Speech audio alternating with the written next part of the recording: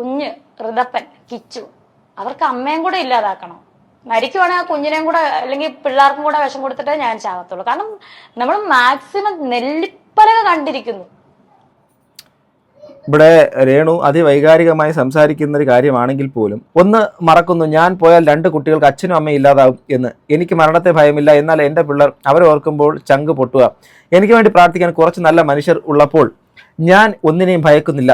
ദൈവം എന്നെ കാത്തു പരിപാലിക്കുകയും ചെയ്യും എന്ന വിശ്വാസത്തോടെ ഓരോ ഡേയും എൻ്റെ ഫാമിലിക്ക് വേണ്ടി ഞാൻ ജോലി ചെയ്യുന്നു. നെഗറ്റീവ്സ് ഞാൻ മൈൻഡ് ചെയ്യില്ല.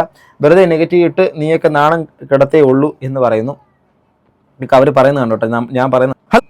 അതല്ല ഞാൻ പറഞ്ഞു, എന്നെ വിവാഹം കഴിച്ച സുചേട്ടൻ മാത്രമാണ്. അത് ഓക്കെ, അത് ഒറ്റ കൺക്ലൂഷനിൽ അതൊരു ഒറ്റ സ്റ്റേറ്റ്മെന്റ് ആയിട്ട് നമുക്ക് ഉത്തരം കിട്ടി.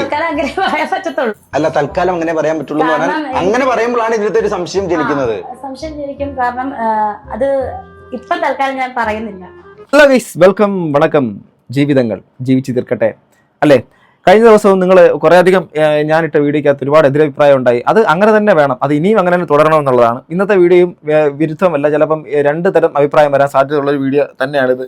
രേണു സുധിയുമായിട്ട് ബന്ധപ്പെട്ടിട്ടുള്ള വിഷയമാണ്. അത് അവർ സംസാരിച്ചിരിക്കുന്ന ചില കാര്യങ്ങൾ കോൺട്രഡിക്ടറിയും, ചില കാര്യങ്ങളിൽ അവരുടെ എന്താ പറയുക ഒരു സാഹചര്യവും ഒക്കെ പറഞ്ഞു പോകുന്നൊരു കാര്യമാണ്.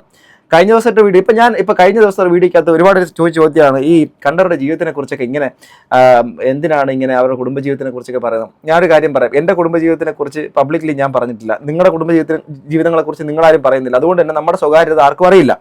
എന്നാൽ സ്വന്തം സ്വകാര്യതകളും പറയേണ്ടതും പറയേണ്ടാത്തതുമായിട്ടുള്ള കാര്യങ്ങൾ സോഷ്യൽ മീഡിയക്കകത്തു നിന്ന് പബ്ലിക്കായിട്ട് നിന്ന് വിളിച്ചു പറയുകയും അതിനുശേഷം ആൾക്കാർ അഭിപ്രായം പറയുകയും ചെയ്യുന്ന ഒരു കാര്യം വരും. അത് ഞാൻ ചെയ്താലും ശരി, നിങ്ങൾ ചെയ്താലും ശരി വരും. ആ ഒരു കാര്യം വരാതിരിക്കേണ്ടത് അത് ചെയ്യുന്ന ആൾക്കാരുടെ ഉത്തരവാദിത്തം മാത്രമാണ്. അതുകൊണ്ട് ആ ഒരു കാര്യത്തിനെ കുറിച്ച് അത്രയും പറഞ്ഞു നിർത്തുന്നു. ഇനി രേണു സുധി കുറച്ചധികം സ്റ്റോറി ഇട്ടിട്ടുണ്ട്, പിന്നെ അവരുടെ കുറച്ചധികം സ്റ്റേറ്റ്മെന്റ്സും പുറത്തു വന്നിട്ടുണ്ട്. അതിനകത്ത് ഞാൻ നിങ്ങൾക്ക് വിടുകയാണ്. ഒരു സ്ത്രീയെ കൂട്ടമായിട്ട് ആക്രമിക്കുന്നു എന്നുള്ള കാര്യമൊന്നുമല്ല. എന്നാൽ ചില കാര്യങ്ങൾ, ചില പൊരുത്തക്കേടുകൾ രേണുവിടെ പറയുന്നത് എനിക്ക് തീരെ താല്പര്യമില്ലാത്തതാണ്. അത് എന്തുകൊണ്ട് അവരിത് പറഞ്ഞു എന്നുള്ള കാര്യം തന്നെ അത്ഭുതമാണ്. സോ നമുക്കത് കേൾക്കാം. ആദ്യം തന്നെ അവരുടെ സ്റ്റോറി ഒന്ന് മാറ്റി നോക്കാം. ഇപ്പം രേണു ഇട്ടേക്കുന്ന സ്റ്റോറിയാണ്. നിന്റെയൊക്കെ നെഗറ്റീവ് കമന്റും ബോഡി ഷെയ്മിങ്ങും കേട്ട് മിണ്ടാതിരിക്കുന്നത് ഞാൻ പൊട്ടിയായിട്ടല്ല. നീയൊക്കെ എന്തൊക്കെ പറഞ്ഞാലും ഞാൻ ഇങ്ങനെ പോകൂ. എൻ്റെ റിപ്ലൈ പോലും കിട്ടാനുള്ള യോഗ്യത ഇല്ല നിനക്കൊക്കെ. പിന്നെ നിന്നെയൊക്കെക്കാൾ എന്നെ സ്നേഹിക്കുന്നവരും സപ്പോർട്ട് ചെയ്യുന്നവരുമാണ് ഭൂരിപക്ഷവും. സോ എനിക്കത് മതി. എൻ്റെ സുധിച്ചേട്ടനും എൻ്റെ ഫാമിലിയെയും സ്നേഹിക്കുന്ന ഒരു കൂട്ടം പേരുടെ പ്രാർത്ഥന അനുഗ്രഹം മതി ഈ രേണു സുധിക്ക് മുന്നോട്ട് പോകാനുള്ള കാര്യത്തിൽ. നല്ലൊരു കാര്യം, അവരെ സ്നേഹിക്കുന്ന ഒരുപാട് പേരുണ്ടെന്നും അവരെ ബോഡി ഷെയ്മിങ് അവരെ എന്നല്ല, ആരെയും ചെയ്യാൻ പാടില്ല. അതുപോലെ തന്നെ ഒരാളെയും വ്യക്തിഹത്യ ചെയ്യുന്ന കാര്യത്തിനോടും തീർച്ചയായിട്ടും അതിൽ യോജിക്കാൻ നമുക്ക് പറ്റത്തില്ല. അടുത്തത്, എൻ്റെ കുറ്റം മാത്രം കണ്ടെത്തി വീഡിയോ ചെയ്യുന്നവരോടും പറയട്ടെ, ഈ വീഡിയോ ഒന്നും രേണു സുധി കണ്ടതുമില്ല, കാണാനും പോകുന്നില്ല. ഇതൊന്നും എന്നെ ഒട്ട് തളർത്തുകയുമില്ല.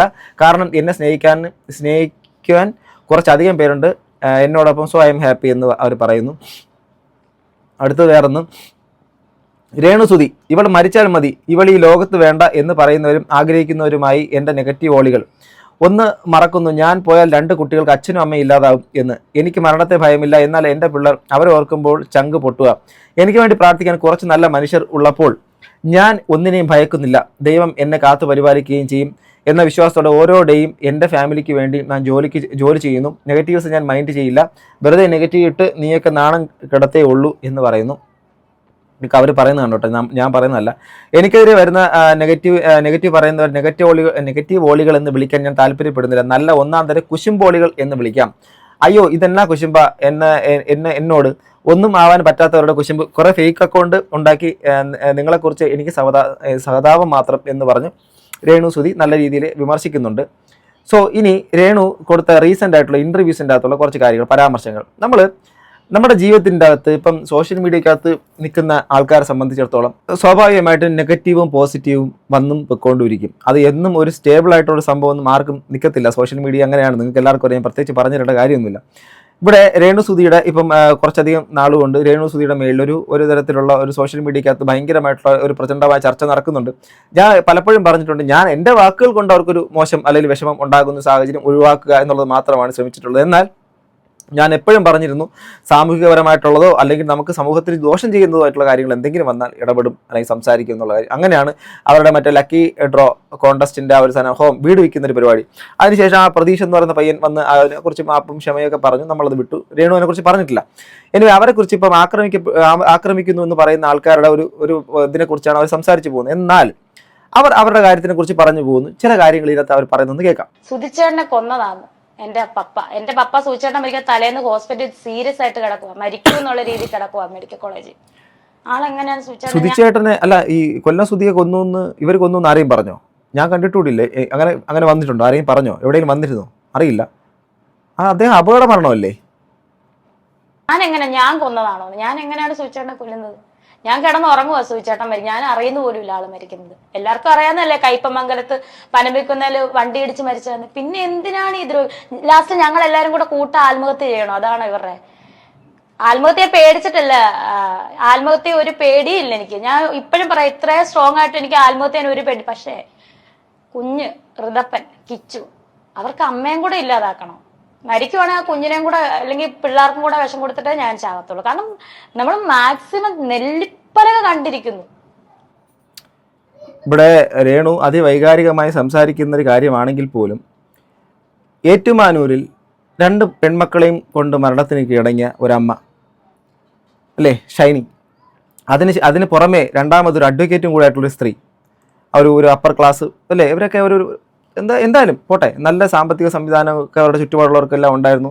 അവരൊന്ന് കേൾക്കാനൊന്നും ആൾക്കാരില്ലാത്തതിൻ്റെ ഭാഗമായിട്ട് കുട്ടികളെയും കൊണ്ടാണ് ഇവരെല്ലാവരും ജീവൻ ഒടുക്കിയത്. രേണു വിഭിന്നമല്ലാത്തൊരു ഭാഷയിൽ പറയുന്നു.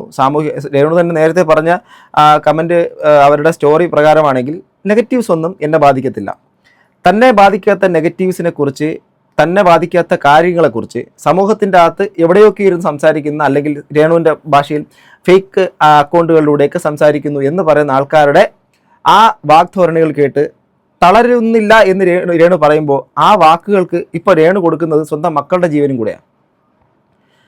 ആത്മഹത്യയെക്കുറിച്ച് രേണു എന്തിനിപ്പോൾ സംസാരിക്കണം? രേണു തന്നെ പറയുന്നു രേണുവിന് അത്രത്തോളം എനിക്കിതൊന്നും എന്നെ ബാധിക്കത്തില്ല, ഞാനത് കാണത്തില്ല. നമ്മൾ കാണാത്ത, നമ്മളെ പറയുന്നത് കേൾക്കാത്ത, നമ്മളെ എവിടെയൊക്കെ ഇരുന്ന് സംസാരിക്കുന്ന ആൾക്കാരെ കുറിച്ച് ഒരിക്കലും ബോധർ ചെയ്യാത്ത ആൾ എന്തിനാണ് സ്വന്തം കുട്ടികളെയും കൂടെ നശിപ്പിച്ചതിന് ശേഷം താനും അല്ലെങ്കിൽ അവർക്കും വിഷം കൊടുത്ത് അങ്ങനെ എന്തൊക്കെ ഒരു പദപ്രയോഗം നടത്തിയിരിക്കുന്നത്? എന്തിനാണത്? ഓക്കെ, നമ്മൾ സൃഷ്ടിച്ച കുട്ടികളാണെങ്കിൽ കൂടി അവരെ കൊല്ലാനുള്ള അവകാശം നമുക്കുണ്ടോ? ആ പിഞ്ചു കുഞ്ഞുങ്ങൾ, നിങ്ങൾക്ക് വൈകാരികമായിട്ട് സമൂഹത്തിൽ നിന്ന് കിട്ടുന്ന പല കാര്യങ്ങളും പല സംഭവങ്ങളും കാരണം നിങ്ങൾക്ക് അതിവൈകാരികത കൊണ്ട് സംസാരിക്കുന്നതാവും. ഞാൻ ഒരിക്കലും നിങ്ങളെ കുറ്റപ്പെടുത്തുന്നില്ല. പക്ഷേ എങ്കിലും സൂക്ഷിക്കുക, വാക്കുകൾ സൂക്ഷിക്കുക. കുട്ടികളെയും ഞാൻ കൊന്നിട്ട് ഞാനും മരിക്കും എന്നുള്ള രീതിയിൽ ആരെയാണ് ഇത് പറയുന്നത്? അങ്ങനെയാണെങ്കിൽ നിങ്ങളൊരു കാര്യം ചെയ്യൂ. നിങ്ങളെ ഇത്രയും ഇപ്പോൾ സോഷ്യൽ മീഡിയക്കകത്ത് യൂട്യൂബ് ചാനലിൻ്റെ അകത്ത് ഇൻ്റർവ്യൂ കൊടുക്കാതെ നിങ്ങൾക്കെതിരെ അനാവശ്യമായിട്ടുള്ള കാര്യങ്ങൾ പറഞ്ഞ ആൾക്കാർക്കെതിരെ നിയമ നടപടികൾ എടുക്കൂ. എത്ര ആൾക്കാർ ചെയ്യുന്നു? രേണുസുധിക്ക് അത് പറ്റാത്ത കാര്യമൊന്നുമല്ലല്ലോ. നിങ്ങൾക്ക് ജസ്റ്റ് നിങ്ങളുടെ ഫോണിലൂടെ തന്നെ നിങ്ങൾക്ക് സൈബർ സെല്ലിലേക്ക് കംപ്ലൈൻറ്റ് കൊടുക്കാം, അല്ലെങ്കിൽ ചീഫ് മിനിസ്റ്റർക്ക് കംപ്ലൈൻറ്റ് കൊടുക്കാം, അല്ലെങ്കിൽ പോലീസ് ഉന്നത ഉദ്യോഗസ്ഥർക്ക് കംപ്ലൈൻറ്റ് കൊടുക്കാം. നിങ്ങൾ അത്യാവശ്യം സെലിബ്രിറ്റി സ്റ്റാറ്റസ് ഉള്ള ആളായതുകൊണ്ട് നിങ്ങളുടെ കംപ്ലൈൻറ്റ് അത്യാവശ്യം നേരത്തെ എടുക്കും, ഉറപ്പാണത്. അതുകൊണ്ട് നിങ്ങൾ ആ തരത്തിലേക്ക് പോകും. നിങ്ങൾ എത്രയോ ആൾക്കാർ വിളിക്കുന്നു, സെലിബ്രിറ്റീസ് ആയിട്ടുള്ള പല ആൾക്കാരും വിളിക്കുന്നു, അവരുടെ കൂടെ നിങ്ങൾ പോകുന്നു, അവരെയൊക്കെ ഉപയോഗിക്കൂ. ഉപയോഗിക്കുന്ന വെച്ചൊന്ന് പറയൂ, എനിക്കിതിനൊരു നിയമ സംവിധാനം ചെയ്തു തരണം, നല്ലൊരു അഡ്വക്കേറ്റിനോടൊക്കെ പറയും, നിങ്ങൾ ഇഷ്ടപ്പെടുന്ന ആൾക്കാരുണ്ടാവും, അവരെന്നുള്ള സംവിധാനം ചെയ്തു. അതല്ലാതെ ആത്മഹത്യാ ഭീഷണി പബ്ലിക്കിന്റെ മുമ്പിലേക്ക് മുഴക്കുന്നു, അതേ സമയത്ത് തന്റെ സ്റ്റോറിയിലൂടെ പറയുന്നു എന്നെ ഒന്നും ബാധിക്കത്തില്ല എന്ന് പറയുന്നു. അപ്പം ഇരട്ട മുഖമുണ്ടോ രേണുസുധിക്ക്? ആ ഇരട്ട മുഖം എന്തിനാണ്? സ്വന്തം ജീവൻ കൊടുത്ത ഒരു കുഞ്ഞും അതോടൊപ്പം തന്നെ അദ്ദേഹത്തിന്റെ തന്നെ മൂത്ത കുട്ടി, ഇവരെല്ലാം കൊന്നിട്ട് ഞാനും മരിക്കും എന്നൊക്കെ പറയുന്ന ആ ഒരു കാര്യം അതിനോട് യോജിക്കാൻ പറ്റത്തില്ല കേട്ടോ. ഇപ്പം എനിക്ക് എന്തെങ്കിലും വ്യക്തിപരമായ സാഹചര്യം ഉണ്ടായിട്ട് ഞാൻ അതിലേക്ക് കടന്നു പോകുന്നില്ല എങ്കിൽ പോലും ഞാൻ എൻ്റെ കുട്ടികളുടെ കാര്യം ഞാൻ ചിന്തിക്കത്തോടില്ല. അവർ ജീവിക്കട്ടെ എന്ന് വിചാരിക്കും. അല്ല, നമ്മുടെ കുട്ടികളെയും കൊന്നിട്ട് നമ്മളങ്ങനെ ഇതാവുന്നു എന്നൊക്കെ പറയുന്നത് അതത്ര നല്ല രീതിയല്ല. നിങ്ങളുടെ വിഷമം കൊണ്ട് പറഞ്ഞതാണെങ്കിൽ പോലും അങ്ങനെയുള്ള അത്തരം പ്രയോഗങ്ങൾ ഒഴിവാക്കുക എന്ന് വ്യക്തിപരമായിട്ട് ഞാൻ അഭിപ്രായപ്പെടുന്നു കേട്ടോ. പിള്ളേരെ സമൂഹത്തിൽ ഇട്ട് കൊടുത്തിട്ട് ഞാൻ ചാകത്തില്ല. കാരണം ഇന്നലെ വന്നേക്കുന്നത് ഞാൻ സുധിച്ചേട്ടനെ കൊന്നത് എന്റെ പപ്പ കൊന്നതാണ്. എനിക്കറിയില്ല ഇതിനും കൂടുതൽ എന്താ ചെയ്യേണ്ടത്.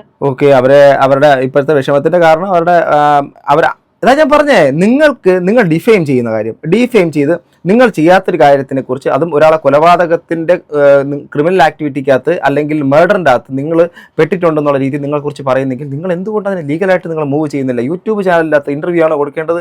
അത് നിയമസഹായം തേടുക, നിയമപാലകരുണ്ട്, ഇവിടെ ഒരു ഭരണഘടനയുണ്ട്. നിങ്ങൾ അത്രത്തോളം നിങ്ങൾ ചെയ്യാത്ത കാര്യങ്ങളെക്കുറിച്ച് പറയുന്നവർ, നിങ്ങൾക്ക് എതിരെ നെഗറ്റീവ് അത്രത്തോളം മോശം പറയുന്നവർ, നിങ്ങൾ അപകീർത്തിപ്പെടുന്നവർക്കെതിരെ നിയമ നടപടികൾ സ്വീകരിക്കൂ. അത് ചെയ്യൂ. അതല്ലേ വേണ്ടത്? അതാണോ ഈ പറഞ്ഞ പ്രസ്തുത ചാനലിൻ്റെ അകത്തുള്ള ആങ്കറിനോ ആ കമ്പനിക്കോ ആ യൂട്യൂബ് ചാനലിനോ നിങ്ങൾക്ക് എന്തെങ്കിലും നീതി നേടിത്തരാൻ രേണു പറ്റുമെന്ന് തോന്നുന്നുണ്ടോ? അതാണ് ഞാൻ പറയുന്നത്. ഇനി എന്താണ് ഇവരെന്താണ് ഉദ്ദേശിക്കുന്നത്? ഈ പറയുന്നവർ ഇങ്ങനെ ഈ വ്ളോഗേഴ്സ് ഉണ്ടല്ലോ കുറെ, ഇവന്മാർ എന്ത് കണ്ടിട്ടാണ് ഈ നെഗറ്റീവ് ആവശ്യമില്ലാത്ത അവർ പറഞ്ഞോട്ടെ, നമ്മളുള്ള കാര്യം പറഞ്ഞോട്ടെ, നമുക്ക് വിഷയമല്ല. കൊന്നതാണ്, എന്റെ വീട്ടുകാർ കൊന്നു സൂചേട്ടനെ എന്തിനാ ഞങ്ങൾ കൊല്ലുന്നത്?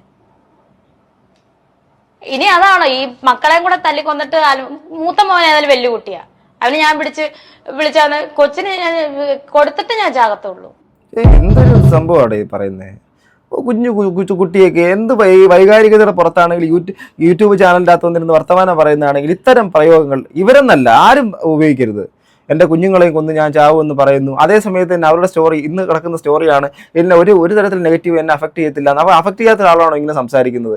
പിന്നെ ഈ പറഞ്ഞ കാര്യത്തിൻ്റെ അകത്ത് അവരെ മുറിവേൽപ്പിച്ചിട്ടുള്ള വാക്കുകൾ, അവരുടെ ഭർത്താവിനെ കൊന്നതവരാണ്, അവരുടെ വീട്ടുകാരാണെങ്കിൽ അതിന് ചെയ്യേണ്ട കാര്യം യൂട്യൂബ് ചാനൽ ഇന്റർവ്യൂ കൊടുക്കലല്ല, അതിന് ചെയ്യേണ്ട നല്ല രീതിയിൽ കൊണ്ട് കേസ് കൊടുക്കുക എന്നുള്ള കാര്യം അങ്ങനെ പറഞ്ഞിട്ടുണ്ടെങ്കിൽ നിങ്ങൾ കംപ്ലൈന്റ് ചെയ്യൂ, അതല്ലേ വേണ്ടത്. അല്ല സ്വന്തം കുഞ്ഞുങ്ങളെ കൊല്ലുന്നു. നിയമപരമായിട്ട് കല്യാണം കഴിച്ചതും എന്റെ കഴുത്തിൽ താലി കെട്ടിയതും ഒരേ ഒരാളെ ഉള്ളൂ. അപ്പോ ലിവിംഗ് ടുഗദർ അല്ലായിരുന്നു, അങ്ങനൊന്നും ഇല്ലായിരുന്നു. അങ്ങനെ ഒരു ആരോപണം അല്ല ഞാൻ ചോദിക്കുന്നത്.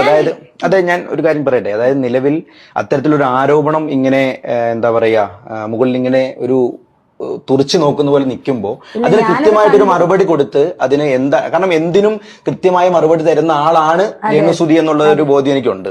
കാരണം കൃത്യമായിട്ട് അറിയാവുന്നതുകൊണ്ട് ഞാൻ പറഞ്ഞാണ്. ഞാൻ താങ്കളുടെ ഇന്റർവ്യൂസ് ഒക്കെ കാണാറുണ്ട്, കണ്ടിട്ടുമുണ്ട്. അപ്പം അതുകൊണ്ടാണ് ഞാൻ ചോദിക്കുന്നത്, കൃത്യമായിട്ട് താങ്കൾക്ക് മറുപടി പറയാനുള്ള ഒരു അവസരമാണ്. ഇനി അങ്ങനെ ഒരു ചോദ്യം വരരുത്. കാരണം ഈ അടുത്ത് ഞാനൊരു ഇന്റർവ്യൂ കണ്ടു.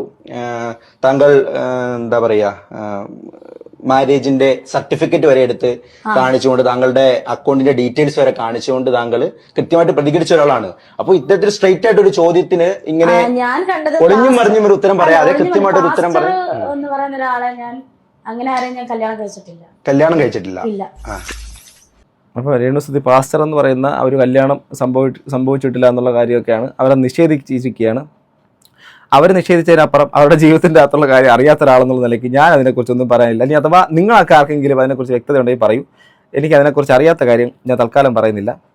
അപ്പോൾ ഇത്തരത്തിൽ സ്ട്രെയിറ്റ് ആയിട്ട് ഒരു ചോദ്യത്തിന് ഇങ്ങനെ ഞാൻ കണ്ടത് പാസ്റ്റർന്നാണ് ഞാൻ കേട്ടത്. ഒരു പാസ്റ്ററിനെ ഞാൻ വിവാഹം കഴിച്ചിരുന്നോ? എനിക്കറിയില്ല. ഇല്ല, അങ്ങനെ ഒരു സംഭവം എനിക്കറിയില്ല. ഇല്ല, ഉറപ്പിച്ചു പറയാണ് ഇല്ല. ഞാൻ അങ്ങനെ ഒരു സംഭവം എനിക്ക് അറിയില്ല. പാസ്റ്ററിനല്ല, അല്ലാതെ മറ്റാരെങ്കിലും വിവാഹം കഴിച്ചിരുന്നോ? വിവാഹം കഴിക്കുകയോ അല്ലെങ്കിൽ മറ്റെന്തെങ്കിലും ലിവിംഗ് ടുഗദർ കോൺസെപ്റ്റിലോ അല്ലെങ്കിൽ മറ്റെന്തെങ്കിലും രീതിയിലൊരു ബന്ധം ഉണ്ടായിട്ടുണ്ടോ? അതല്ല ഞാൻ പറഞ്ഞു, എന്നെ വിവാഹം കഴിച്ച സുചേട്ടൻ മാത്രമാണ്. അത് ഓക്കെ, അത് ഒറ്റ കൺക്ലൂഷനിൽ അതൊരു ഒറ്റ സ്റ്റേറ്റ്മെന്റ് ആയിട്ട് നമുക്ക് ഉത്തരം കിട്ടി. അല്ല തൽക്കാലം അങ്ങനെ പറയാൻ പറ്റുള്ളൂ എന്ന് പറഞ്ഞാൽ അങ്ങനെ പറയുമ്പോഴാണ് ഇതിലത്തെ ഒരു സംശയം ജനിക്കുന്നത്. സംശയം ജനിക്കും, കാരണം അത് ഇപ്പൊ തൽക്കാലം ഞാൻ പറയുന്നില്ല. പിന്നെ ഒരു കാര്യമുണ്ട്, ഇപ്പൊ അവർക്ക് അവരുടെ വ്യക്തി ജീവിതത്തിന്റെ അകത്ത് നടന്ന കാര്യത്തിന്റെ അകത്ത് എന്ത് പറയണം പറയണ്ട എന്നുള്ള തീരുമാനം എടുക്കാനുള്ള പൂർണ്ണ ഉത്തരവാദിത്വ സ്വാതന്ത്ര്യം അവർക്കാണ്. എന്നോടൊരു ചോദ്യം ഒരാൾ ചോദിക്കുമ്പോൾ അതിനകത്ത് ഏതുവരെ ആവാം ഏതുവരെ ആയിക്കൂടാ എന്നുള്ളൊരു കാര്യം തീരുമാനിക്കേണ്ട ഞാനാണ്. അതുകൊണ്ട് അവരുടെ പാസ്റ്റ് ലൈഫിൻ്റെ അകത്ത് അവരെ വിവാഹം കഴിച്ചത് ആരാണ്, പാസ്റ്റർ എന്നുള്ളൊരു വ്യക്തി ഉണ്ടായെന്ന് വെച്ചപ്പം അങ്ങനെ ഒരു പാസ്റ്ററിനെ വിവാഹം കഴിച്ചിട്ടില്ല എന്ന് പറയുന്നു. രണ്ടാമത് അത് വീണ്ടും ചോദിച്ചപ്പം പറയുമ്പോൾ അത് എനിക്ക് പറയാൻ അത് അങ്ങനെ പറയുന്നില്ല. അത് ഞാൻ പിന്നൊരു അവസരത്തിൽ പറയാമെന്ന് പറയുമ്പോൾ ആ ഒരു ഫ്രീഡത്തിന് നമ്മൾ അക്സെപ്റ്റ് ചെയ്യണമെന്ന് മാത്രമേ എനിക്ക് പറയാനുള്ളൂ. ആ ചോദ്യത്തിൽ ഒന്ന് കുഴങ്ങിപ്പോയ പോലെ തോന്നുന്നു. ഇത്ര നേരം നല്ല ഓണായിട്ടിരുന്നിട്ട് ഇപ്പോ ഒന്ന് ജസ്റ്റ് ഒന്ന് ഇല്ലില്ല, അതല്ല, അത് കുറച്ച് കാര്യങ്ങളുണ്ട്, അതുകൊണ്ടാണ്. അതിപ്പം നമുക്കത് ക്ലാരിഫിക്കേഷൻ നടത്താൻ പറ്റില്ല. അതുകൊണ്ടാണ് ഞാൻ കല്യാണം കഴിച്ചിട്ടില്ല, അതുപോലെ എന്നെ ആരും താലിയും കെട്ടിട്ടില്ല സുചേട്ടൻ അല്ലാണ്ട് ആരും ഈ ലിവിംഗ് ടുഗദറും ഇല്ലായിരുന്നു. പക്ഷെ അതിന്റെ എന്തെങ്കിലും ക്ലാരിഫിക്കേഷൻ ഉണ്ടെങ്കിൽ ഞാൻ മുന്നോട്ട് അത് പറയുന്നതായിരുന്നു. ഇപ്പൊ അത് പറയാൻ അവിടെ ഇവിടെയും തൊടാത്ത രീതിയിലാണല്ലോ ഉത്തരം. എന്നാലും ഉത്തരം പറഞ്ഞല്ലോ. അത് ഉത്തരമായിട്ടില്ല. ഇല്ല, എനിക്ക് സാധാരണ എന്ത് ചോദ്യത്തിനും കൃത്യമായിട്ട് മറുപടി തരുന്ന രേണുസുതിയിൽ നിന്നുള്ള രേണുചേച്ചിയിൽ നിന്നുള്ള ഉത്തരം എനിക്ക് കിട്ടിയിട്ടില്ല. ആ ചോദ്യം ഈ ഒരൊറ്റ ക്വസ്റ്റ്യൻ മാർക്കും കൂടി ഞാൻ അവസാനിപ്പിക്കാം. അങ്ങനെ ഒരാളില്ല, അതിപ്പോ പാസ്റ്റർ ആയിക്കോട്ടെ അല്ലെങ്കിൽ വേറൊരു വ്യക്തി ആയിക്കോട്ടെ, അങ്ങനെ ഒരാളില്ല എങ്കിൽ അങ്ങനെ ഒരാളില്ല എന്ന് പറയാത്തോളം കാലം സ്വാഭാവികമായിട്ടും അപ്പൊ പക്ഷെ അതിനകത്ത് ഉണ്ടാവാം എന്നൊരു ധ്വനിയാണ് കൂടുതൽ വരുന്നത്. കൂടുതൽ വന്നോട്ടെ, എന്തായാലും ഞാൻ പിന്നീട് പറയുമല്ലോ. ഓക്കെ, അത് അവർക്ക് പറയാൻ താല്പര്യമില്ല. നമുക്ക് മറ്റേ അതിനകത്ത് കയറി തലയിട്ടിട്ട് അത് പറഞ്ഞേ പറ്റുള്ളൂ എന്ന് പറയാൻ ആ ആങ്കറിന് കഴിയത്തില്ല. അദ്ദേഹം വളരെ മാന്യമായിട്ട് അത് സംസാരിച്ചു.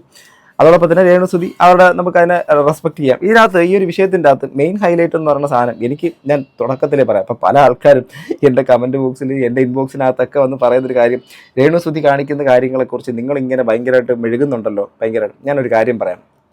ഞാൻ ഈ യൂട്യൂബിൻ്റെ അകത്ത് ഇന്ന് റിയാക്ഷൻ വീഡിയോസ് ഇടുന്ന ഞാൻ എന്നെക്കുറിച്ച് അറിയാൻ വേണ്ടിയിട്ട് പറയാം. ചിലപ്പോൾ നിങ്ങൾ റീസെൻ്റ്ലി ആയിട്ടും ആയിരിക്കും പല ആൾക്കാർ എന്നെ സബ്സ്ക്രൈബ് ചെയ്തിട്ടുണ്ടാവുക.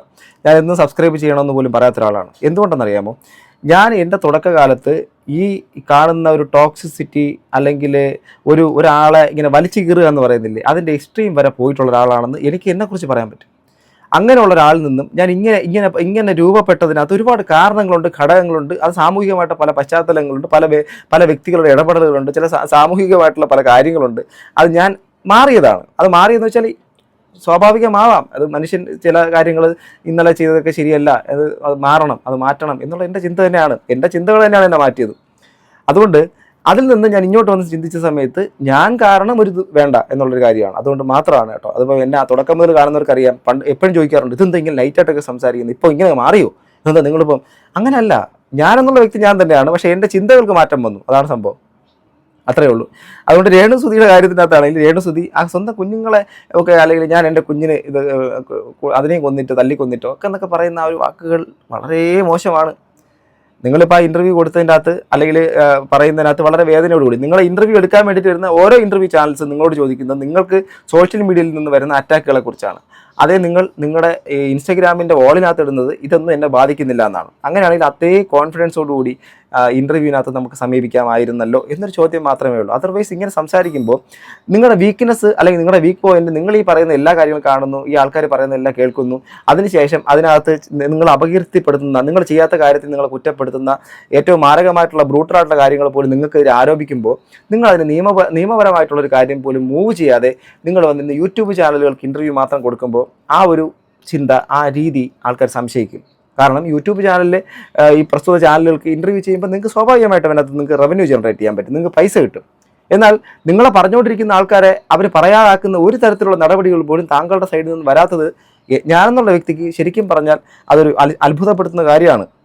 ഇന്നത്തെ സ്ത്രീകൾക്ക് ഇപ്പോൾ പല സമയങ്ങളിലും നമ്മൾ പറയാറുണ്ട്, സ്ത്രീകൾക്ക് വേണ്ടിയിട്ടുള്ള നിയമം സ്ത്രീകൾക്കെല്ലാം വളരെ പെട്ടെന്ന് കിട്ടുന്നു എന്നൊക്കെ. സത്യം പറഞ്ഞുണ്ടല്ലോ, ഞാനതാ പറഞ്ഞത്, എൻ്റെ കുറേ തെറ്റിദ്ധാരണകൾ മുൻകാലങ്ങളിലുണ്ടായിരുന്നു, ഈ പിൽക്കാലത്ത് മാറി വരുന്നതാണ്. അതായത് നമ്മൾ ചിന്തിക്കുമ്പോൾ എന്നല്ല, സ്ത്രീകളാണെങ്കിൽ പോലും അവർക്ക് പല കാര്യങ്ങളിലും സ്റ്റേഷനുകളിലേക്ക് ആയിരുന്നാലും ഈവൻ സൈബർ സെല്ലിലേക്ക് ആയിരുന്നാലും അവരുടെ കേസുകളോ മറ്റുള്ള കാര്യം കൊടുത്തു കഴിഞ്ഞാൽ അതിന് വരുന്ന കാലതാമസങ്ങളും മറ്റുള്ള കാര്യങ്ങളും ഒരുപാട് ബുദ്ധിമുട്ടാണ് സുഹൃത്തുക്കളെ. പിന്നെ ഇൻഫ്ലുവൻസ്, പിന്നെ ഭയങ്കര വലിയൊരു എന്താ പറയുക ഫെയിം, ഇങ്ങനെയൊക്കെയുള്ള കുറേ ആൾക്കാർക്ക് മാത്രമായിട്ട് തീരെഴുതി കൊടുത്തു വയ്ക്കും പോലെയാണ് ഇപ്പോഴത്തെ സംവിധാനങ്ങൾ. എങ്കിലും ഇവരുടെ ഒരു സംഭവത്തിനകത്ത്, ഇവരുടെ ഭർത്താവ് മരണപ്പെട്ടതിനകത്ത് ആ ഒരു കാര്യത്തിന് അനാവശ്യമായിട്ട് അവരെ ഡ്രാഗ് ചെയ്തിരുന്നതിന് അവർ നിയമപരമായിട്ട് നീങ്ങാതെ യൂട്യൂബ് ചാനലൊന്ന് ഇൻ്റർവ്യൂ കൊടുക്കുന്നതിനോട് എനിക്കൊരിക്കലും യോജിക്കാൻ കഴിയത്തില്ല. ഇത്രയും എൻ്റെ അഭിപ്രായം. പിന്നെ ആ കുട്ടിയെക്കുറിച്ച് പറഞ്ഞത്, ജനിപ്പിച്ച കുഞ്ഞാണ്, അത് വളരട്ടെ എന്ന് വിചാരിക്കണം. അത് വളരും. അല്ലാതെ എല്ലാം എൻ്റെ കുഞ്ഞുങ്ങൾക്കും കുട്ടികൾക്കും വേണ്ടിയിട്ടാണ്, ഒരു നെഗറ്റിവിറ്റിയും എന്നെ ബാധിക്കത്തില്ല എന്ന് പറയുന്ന ആൾ ഇങ്ങനെ സംസാരിക്കരുത് എന്നുള്ളൊരു അപേക്ഷയാണ്. ഉൾക്കൊള്ളാമെങ്കിൽ ഉൾക്കൊള്ളാം. പിന്നെ വീഡിയോസ് ഒന്നും കാണത്തില്ല എന്നൊക്കെയാണ് പറയുന്നത്. എന്തായിരുന്നാലും ഞാൻ നിങ്ങളെ മോശപ്പെടുത്തി സംസാരിച്ചിട്ടില്ലെന്നാണ് എൻ്റെ വിശ്വാസം. പിന്നെ ലക്കി ഡ്രോ, അതിനെക്കുറിച്ചെങ്കിലും അതിനുശേഷമുള്ള എക്സ്പ്ലനേഷനൊന്നും കണ്ടതുമില്ല. സോ ഗൈസ്, നിങ്ങളുടെ അഭിപ്രായം താഴെ കമ്പോസ് ചെയ്യപ്പെടുത്തുക. ഞാൻ ഒരിക്കൽ കൂടെ സംസാരിക്കുന്നു, ഒരിക്കൽ കൂടെ പറയുന്നു, കഴിഞ്ഞ ദിവസം ഇട്ട വീഡിയോ ആണെങ്കിലും ഇപ്പോൾ ഈ ഇട്ട വീഡിയോ ആണെങ്കിലും ഇതിനകത്തെല്ലാം ഞാൻ പറയുന്നത് അവരവർ ചെയ്യുന്ന കാര്യങ്ങളിലൂടെ ആ വ്യക്തികൾ സമൂഹത്തിലേക്ക് കൊടുക്കുന്ന ചില തെറ്റായ സന്ദേശങ്ങൾ സമൂഹത്തിനെ വളരെയധികം ബാഡായിട്ട് ഇൻഫ്ലുവൻസ് ചെയ്യും. അത് തന്നെയാണ്. സ്വന്തം കുടുംബജീവിതവും സ്വന്തം കാര്യങ്ങളോ പേഴ്സണലായിട്ടുള്ള കാര്യങ്ങളോ പബ്ലിക്കിലേക്ക് എടുത്തുമ്പോൾ ആൾക്കാർ അതിനെക്കുറിച്ച് ജഡ്ജ് ചെയ്യും. അത് വേണ്ടെങ്കിൽ അത് ചെയ്യാതിരിക്കുക എന്നുള്ളത് മാത്രമേ ഉള്ളൂ. അതുകൊണ്ട് ഇതെല്ലാം എൻ്റെ അഭിപ്രായമാണ്. അത് നിങ്ങൾക്ക് വിമർശിക്കാം, അനുകൂലിക്കാം, എന്തുമാവാം. എന്തായിരുന്നാലും നിങ്ങളുടെ അഭിപ്രായം പ്രതീക്ഷിക്കുന്നു. എല്ലാവരും കമൻറ്റ് ചെയ്യുക. നിങ്ങളുടെ ഇഷ്ടപ്പെട്ട കമൻറ്റുകൾ എന്താണെങ്കിലും എന്നെ വിമർശിച്ചോ അംഗീകരിക്കണമെന്നില്ല. വിമർശിച്ചോ ഇനി തെറി പറയുകയാണെങ്കിൽ അങ്ങനെയോ നിങ്ങൾക്ക് താഴെ കമൻറ്റ് ചെയ്യാം. കമൻറ്റ് ചെയ്യണം. നിങ്ങളുടെ അഭിപ്രായമാണ് എൻ്റെ മുന്നോട്ട് പോക്കും. അടുത്തൊരു വീഡിയോ വീണ്ടും കാണുന്നത് ഗൈസ്. ബൈ.